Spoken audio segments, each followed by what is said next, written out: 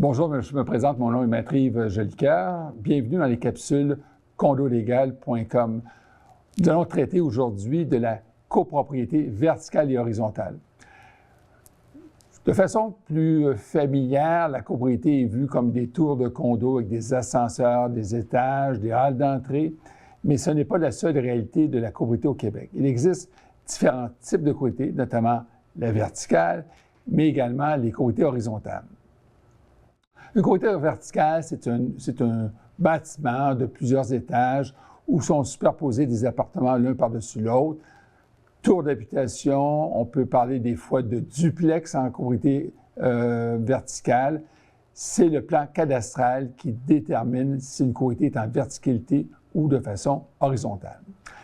À l'inverse, la copropriété horizontale se trouve davantage sur les projets résidentiels où les maisons sont construites côte à côte, par exemple des maisons rangées, des maisons jumelées ou même parfois des maisons individuelles qui se retrouvent dans un domaine. Évidemment, dans ce cas-ci, le plan cadastral prévoit une répartition des unités sur un même niveau comme un damier, pas une unité superposée l'une par-dessus l'autre.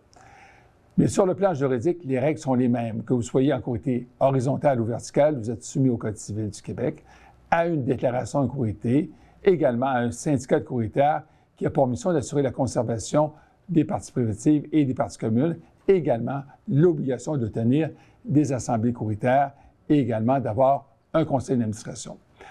Dans ce cas-là, il faudra bien désigner des administrateurs. Le conseil d'administration adoptera par la suite un budget prévisionnel après consultation de l'Assemblée.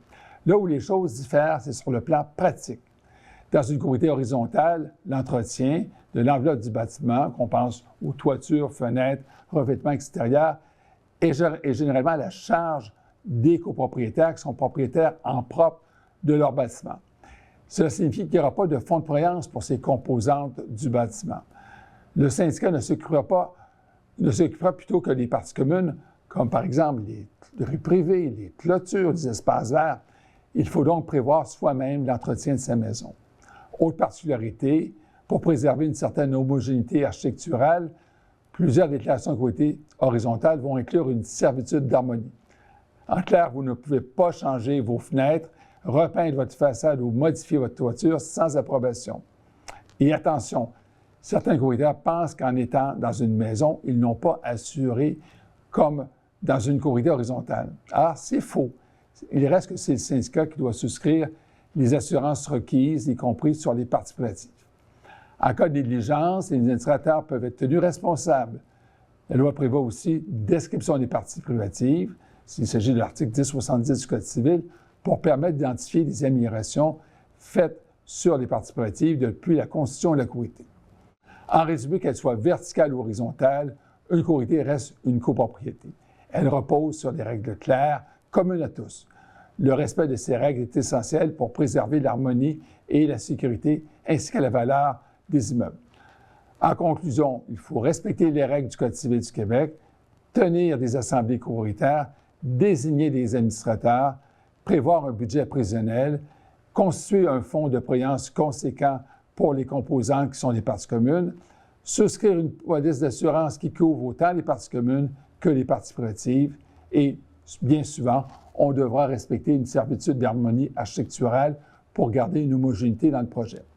Donc, en conclusion, prenez le temps de bien lire votre déclaration de copropriété et de comprendre les responsabilités de votre syndicat. Même si vous habitez dans une maison, vous êtes en copropriété divise et la loi s'applique de la même façon. Soyez vigilants et contribuez à l'harmonie de votre milieu de vie. Merci.